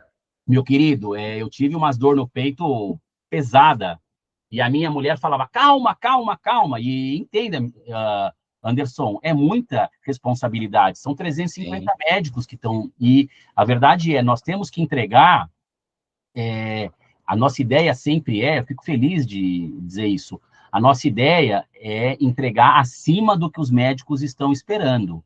Então, o Anderson, você que trabalha tanto com vendas, né, você sabe, todo mundo tem uma expectativa, seja consciente ou inconsciente. A nossa ideia era superar expectativas, indiscutivelmente. E eu falo com toda a tranquilidade agora, né? Porque nós começamos em maio, mas a coisa pesada foi em julho. Julho até janeiro foram 7 meses, cara. Foi no final de suando a camisa, suando. Então eu digo agora com toda a felicidade, nós superamos expectativas de 350 pessoas na Bahia, de estudantes até professores universitários, chefes de departamento, sim. E isso me deixa muito satisfeito. Com certeza, muitas pessoas gratas por tudo que vocês ofereceram ali de ensinamento para eles, né? Sim, sim. Legal, muito bom. Foi uma experiência boa e que vai se repetir, né? Antes de irmos para o último ponto, o próximo curso nosso, que vai ser grande, vai ter 350 médicos, vai ser em 2028, e nós temos convidado já um cara da Coreia do Sul, que é um médico da Coreia do Sul. Ele mora em Seul, que é a maior cidade, né? Ele vem de Seul, ele veio operar, nós vamos conseguir a licença temporária para cirurgia, vai ser tudo ótimo. Né? E nós queremos que seja melhor do que esse que nós fizemos, mas a gente vai, provavelmente, a cada 3, 4 meses, a gente vai fazer aí um curso, mais 1 ou 2 cadáveres por ano, e outras coisas. A minha ideia de poder desenvolver meu trabalho acadêmico, o trabalho do Shoulder Planet acadêmico no Brasil, era um sonho meu que eu acho que vai dar certo. Esse curso já deu. Não, já deu certo. Continuidade, eu quero muito. Até falar para as pessoas que estão nos assistindo aqui para ficar ligado nas suas redes sociais, no seu YouTube, no seu site, shoulderplant.com.br, porque ali vai ter novidades. Ali vai ter novidades, tudo que você está trazendo aqui para nós. Eu tenho me esforçado muito para conseguir, vamos dizer, melhorar deixar muito efetiva essa comunicação com o público, porque, como eu falei, Anderson, é importante para o médico não só explicar, como desmistificar, né? Todo mundo fala, a gente não vai falar disso, evidentemente, tem mais um ponto que você quer falar comigo ainda, mas é assim, todo mundo fala, meu Deus, eu vou tomar uma anestesia geral, vou morrer quando a anestesia geral, acho que é a coisa mais segura que tem no planeta Terra, e você desmistifica, então você fala, olha, não é o Saci Pererê, é outra coisa, né? E aí eu também aproveitei esse papo aí, que a gente já finalizou do cadáver, para todo mundo entender que operar uma peça de uma pessoa falecida é maravilhoso para o médico, é totalmente legalizado e uma oportunidade que, como fala, que torna o médico um melhor cirurgião. Então, as famílias que doam, elas são muito gratas, porque fala, bom, um pedaço do corpo da minha mãe vai ensinar médicos e eles vão beneficiar, sei lá... A sociedade, no geral, o mundo inteiro. Isso é muito nobre, isso é muito nobre. Exatamente, muito bom, muito bom. Vamos para o quarto e último tema agora? Vamos. Como que foi essa conexão, essa experiência com os estudantes, de você estar ali ensinando eles, estar à frente deles, estar capacitando eles para ir também se tornar especialistas tão bom quanto o senhor? Como que foi essa experiência com eles? Bom, vou falar, mas posso responder em uma palavra? Sim. Surpreendente. Surpreendente. Foi assim, o que se passa, né? Lá na Bahia, nós temos 30 faculdades de medicina, 30 é um número alto, e muitos Aham. alunos de medicina que gostam, eles já estão no meio, mais para o final da faculdade, e eles gostam de alguma coisa. O cara fala, putz, eu quero ser urologista, ou eu quero ser ginecologista. Então, isso já tinha na minha época, né? Então, esses alunos, eles se juntam e eles montam o que se chamam de liga. Então, Liga de Urologia da Universidade XYZ, tá? Uhum. Então, eles se ligam aos urologistas e, vamos dizer, isso quando eu estava na faculdade, eles iam ver cirurgias, iam no ambulatório, eles tentavam se familiarizar com a especialidade, sobretudo porque aluno de medicina ver cirurgia é quase impossível, sabe? Aham. Né? Então, nós temos umas ligas de ortopedia na Bahia muito fortes, muito mais do que eu imaginava. E aí elas se juntaram, só que hoje, Anderson, existe uma ferramenta que chama internet, né? Então as pessoas se conectam. Então, uma liga chama outra, que chama outra, que chama outra. E quando eu cheguei lá, meu querido, tinha gente usando camiseta com o logo do meu curso e nem eu tinha camiseta. Olha que Aham. engraçado. Quer dizer, eu falei, gente, vocês têm camiseta do meu curso e eu não tenho, entendeu? Porque eles mandaram fazer por conta própria. Então, foi muito legal, foi uma super experiência. E aí, eles vieram muito falar comigo. Então, assim, como foi minha conexão com eles? Foi ótima. É, eles estiveram um pouco acanhados de fazer perguntas durante as cirurgias ao vivo, porque eles são muito crus, né? Quem que não é Sim. no meio da faculdade de medicina sem se formar? Mas eles vieram tirar muita dúvida depois. Aí eles fizeram um sorteio lá, que eu fiquei sabendo por cima, e 5 pessoas foram operar comigo. Tá. Foram para a sala de cirurgia, fora os médicos e gente de muito alto nível técnico. E um deles, a gente já tinha combinado, um dos alunos de medicina, que já sabe como entrar numa cirurgia, já aprendeu, e entrar. E a menina estava assim, chorando de felicidade, porque entenda, eu sonharia em ter isso quando eu estava no 4º ano, 5º ano da faculdade, não me deixavam ver, Aham. né? E ela entrou, evidentemente se comportou muito bem, mas só o fato de estar participando de uma cirurgia. Então, assim, eu acho que o mais legal eu postei algumas fotos com alunos de medicina como fala? No curso, tenho outras para postar nos próximos dias aí, tá? Uhum. E o mais legal é o feedback que eles me escrevem no Instagram, né? Eu sou velho, né? Eu tenho 50 anos, então o Instagram não tem tanta presença na minha vida quanto num aluno de medicina que vive isso. Eles vivem dentro do Instagram, não estou nem discutindo se é bom ou ruim, estou falando que eles vivem. Uhum. Sim. Aí, cara, e eles, porra, doutor Sérgio, foi uma experiência muito boa. Eu estava na plateia, eu te vi operando, Você fez algo muito memorável para eles. Isso aí vai ficar o resto da vida guardado foi na mente deles. foi um pouco além do que eu esperava. Assim, a experiência dos alunos de medicina, estou sendo super sincero, eu sempre sou muito sincero. A Aham. experiência dos alunos de medicina foi muito além do que eu esperava. Eu não esperava que eles gostassem tanto, eu não esperava que eles trouxessem tanto. Nós, os professores, nós percebemos muito médico jovem e nós tentamos, no meio das discussões, eu estava com o microfone, né, na mão, eu falava, gente, olha, isso aqui é tal, mas deixa eu explicar um pouquinho de uma maneira mais simples, né, para os médicos mais jovens, os alunos. E aí, no final, eles vieram falar assim, cara, obrigado por ter colocado a discussão num nível menos técnico.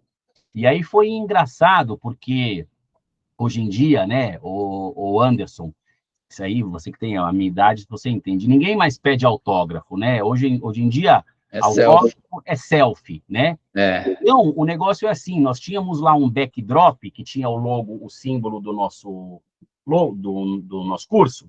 do curso. E aí eu ia lá com médicos mais velhos que eu, o presidente do Congresso Mundial de Ombro de 2020, de 2019, o presidente de Israel, e aí vinha lá 3, 4 e falavam assim, faz foto com a gente. É óbvio que eu fazia. Aí eu saía naturalmente para ir tomar uma água. Não, não, não, não, não, não, não, fica que eu quero fazer mais foto. Aí no final, cara, não estou inventando, não tenho o que inventar. A gente fez uma foto com umas 10 vezes. Aí uma hora uma menina disse, eu tô falando o que ela falou, tá? Porque foi tão engraçado. Ela falou assim: não, você virou celebridade, agora aguenta. Gente, eu caí na risada. Falei, meu Deus, não sou celebridade de nada. Mas ela falou: você virou celebridade, agora aguenta. E vamos fazer foto. E algumas dessas fotos eu vou postar. Eles pediram, me marca, pelo amor de Deus. Isso. E aí eles vão comentar. Então é assim, mas o que eu acho, Anderson, sabe? E falo isso com toda a tranquilidade de quem daqui a 6 meses faz 51 anos. Eu já passei muito de qualquer momento da minha vida em que eu preciso fazer afago no meu ego. O que eu preciso é dar justificativa para a minha existência. É outra coisa. Eu preciso justificar, quer dizer, eu estou indo lá fazer o quê? Eu estou indo lá, eu dei uma aula, eu fiz uma cirurgia ao vivo, eu participei de várias discussões. Primeiro, eu gosto, é um prazer muito alto. Segundo, eu reciclo, porque eu vejo outros médicos e aprendo outras coisas, né? Eu gosto, mas assim, eu acho que quem ensina tem que ajudar a fazer a diferença. Então, até esse curso, eu fazia a diferença para médicos muito jovens, formados, residentes já formados e alguns residentes, sim. Alunos de medicina que tinham mais de... se eu falar que tinha 200 é pouco, assim, é impressionante. Cara, foi maravilhoso, assim, é claro que eles... Escuta, eles nem se formaram ainda, mas eles falaram, puta, eu vi de uma outra forma, então, assim, a gente convida daqui a um tempo, eles vêm de novo, e aí, veja, você está ajudando gente a ser um médico melhor, mesmo que ele ainda, como é que fala? Eles são pintinhos saindo da casquinha do ovo, tá? Mas cara, eu tenho muita experiência de vida para dizer, as crianças de hoje são os adultos do amanhã, de amanhã. Então, eles vão ser médicos e quanto mais gente como eu, doutor Nivaldo e toda a sua equipe, doutor Daniel e toda a sua equipe, doutor Han Israel, quanto mais gente se esforça, doutor Han Yaron, presidente da Sociedade Israelense de Ombro e Cotovelo, que tentou aprender um português muito rudimentar, mas em inglês o tempo inteiro, e algumas meninas e uns alunos sabiam falar e vinham tirar dúvida, quer dizer, cara, é ajudar a... Ó, eu vou falar uma coisa super legal, meu. Ajudar na disseminação do conhecimento, é isso. Eu acho que você monta um curso desse para disseminar conhecimento, né? Sim, é bom, vamos dizer que você está deixando um legado de extrema importância para os profissionais, para a sociedade em si. Você vê que tem um propósito nisso tudo que você está fazendo. Então, além de você cuidar de um paciente em específico, você está cuidando de muitos outros que isso aí vai reverberar para o mundo inteiro, porque cada um que assistiu ali Não, a é minha ideia... multiplicador Eu acho que dessa sim, informação, desse aprendizado. eu acho que, assim, sendo muito prático, né? Eu tenho 50 anos, é muito jovem para falar de legado, mas eu acho que é para aumentar talvez quando eu tiver 80, se a vida me permitir chegar lá, eu olho para trás, 70, e falo, bom, criei alguma coisa. Mas eu acho que, porque eu penso muito mais, entenda, legado é do passado, eu penso muito no presente e no futuro, né? Mas eu acho que é assim, você deixar você aumentar o repertório dessa moçada, né? E o cara falar assim, puta, vamos, então, e no cadáver, na cirurgia aberta, eu não operei nada, tá? Eu deixei médico jovem fazer, e eu falei, ó, é assim, é assado, e eu Foi vou... instruindo. Não, eu fui como médico assistente, como se ele fosse o Tá. cirurgião principal, né? Eu já sei operar, ele que não sabe. Então, eu não estou lá para usar a gíria de médico, eu não estou lá para papar a cirurgia, né? Papar a cirurgia é tirar a cirurgia do cara, jamais. Eu estou lá para mostrar para o cara como faz, né? E você sabe que é muito legal? Acho que eu vi mais estudante mulher do que homem, mais menina do que menino. Ah, Então, é? Isso já tem muitos anos, tá? Assim, a presença de mulheres no meio médico já vem aumentando muito e no meio ortopédico, tá? Quando Sim, eu fiz ortopedia, meu querido, existiam, ano de 2002, 2003, 2004, existiam 8 mulheres ortopedistas no Brasil.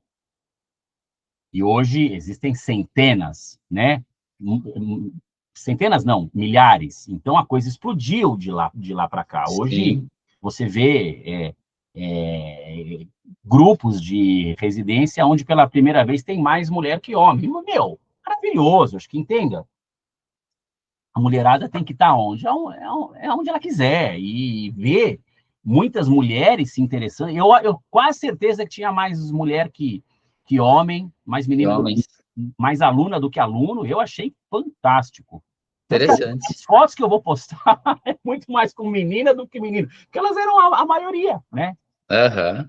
É, Bom, foi muito bom a nossa conversa. Mais uma vez, muitos insights, muita coisa nova, muitas dicas, algo importante para nós aqui, como eu me coloco numa situação de paciente, eu tenho contato com muitas pessoas que precisam do seu conhecimento, precisam do seu cuidado, precisam do seu tratamento, desse olhar que você tem, de fato, humanizado para as pessoas, com o que você tem se capacitado para cuidar das pessoas.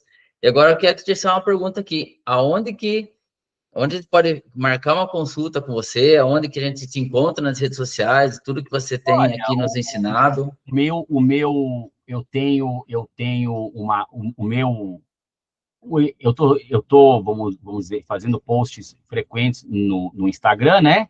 Que é @shoulderplanet, né? Quer dizer, Planeta Ombro, Shoulder Planet.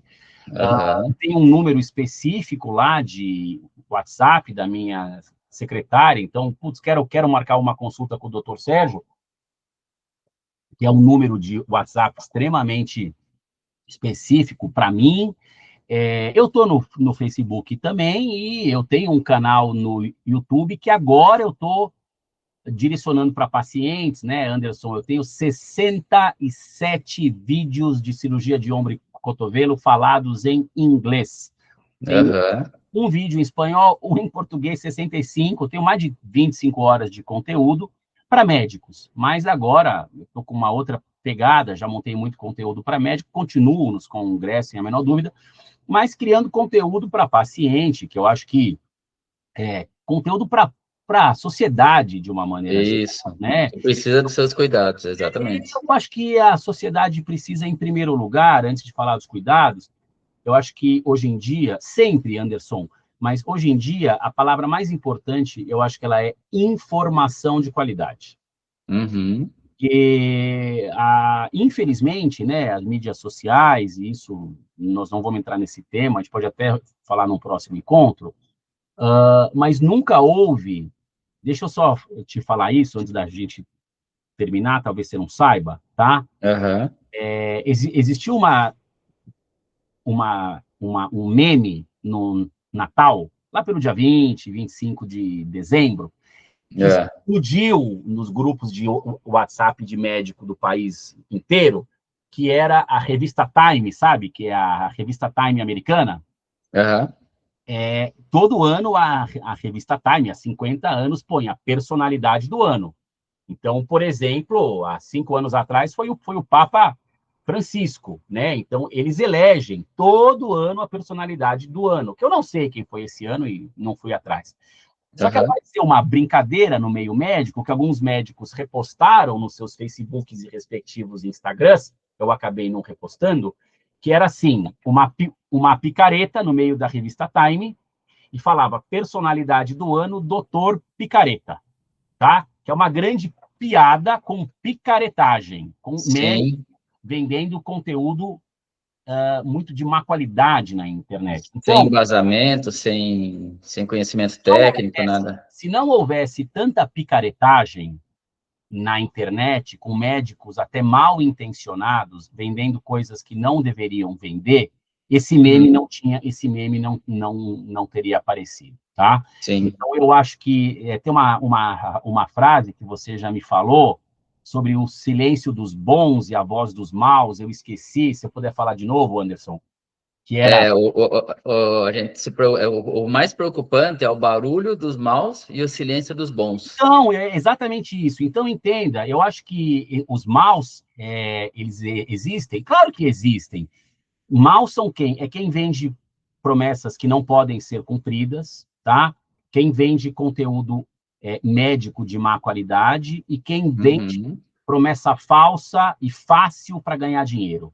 Porque se tem uma coisa na medicina, cara, eu já operei em 4 países na minha vida que eu te falo que não é...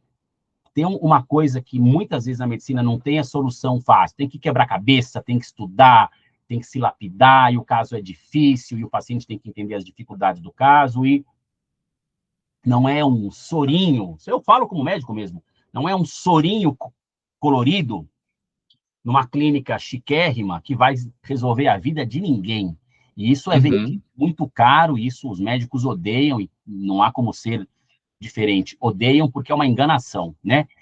O soro disso, o soro daquilo. Então, eu acho que é assim, médico que se preza e que gosta de falar, e que gosta de se comunicar, e eu gosto de me comunicar muito, eu acho que, cara, tem que vender informação de qualidade, tem que desmistificar, vou usar um termo que eu adoro, instrumentalizar a sociedade e o paciente. Eu estou dando instrumentos para que ele entenda melhor as coisas, e ele entenda que tem que procurar um médico sério. Nesse país existem médicos maravilhosos, então eu acho que ele vai atrás de quem ele quiser, mas desde que seja alguém que tenha conhecimento, né? Até porque a gente fala, para finalizar, quando você pega um médico picareta e você dá uma bomba e a bomba espirra no colo dele, ele não consegue. Aí acabou o showzinho midiático do Instagram. Aí resolve ou não resolve, né? Médico sério, ele fala, vou estudar seu caso, há soluções possíveis, A, B e C, e não vai ficar 100%. Eu vou operar um cara agora, sábado, que um cachorro derrubou ele na rua, o tendão do ombro rompeu inteiro há 2 anos, ele não levanta o braço nada, e eu vou tirar o músculo das costas e vou passar para cima. Vão ser umas 4 horas de cirurgia, ele tem 62 anos, né? E vou operar sábado. E a primeira coisa que eu falei é assim: não vai ficar 100%, vai ficar razoável. O doutor, eu não tenho nada de movimento, eu vou ganhar 50%? Eu falei, acho que um pouquinho mais. Ele falou, tô feliz da vida. Então, é assim, aí, cara, é a medicina de verdade, sem falsas expectativas. Isso chama alinhar expectativas com a realidade. O bom médico, ele alinha tudo, entendeu? Sim. Quando vai ficar ótimo, vai, que graças a Deus quase sempre fica. Quando não vai, não vai. Não vende o que não existe.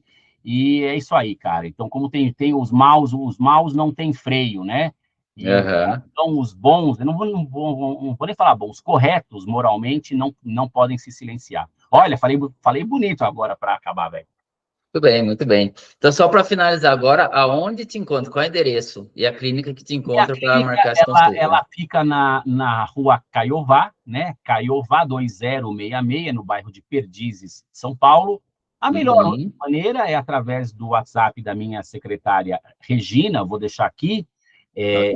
Vou falar devagarzinho, 11, né, que é São Paulo, 972856868, vou falar bem devagarzinho, 11, 972856868, e pode falar, olha, vi doutor Sérgio na mídia A, B ou C, como eu faço, e ela explica tudo. Eu tenho uma secretária muito eficiente, e estamos aí, cara. O negócio é divulgar a informação e melhorar a vida dos pacientes.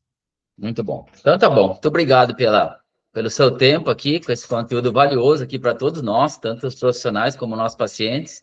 E até uma próxima conversa. Até a próxima. Obrigado. Tchau, tchau.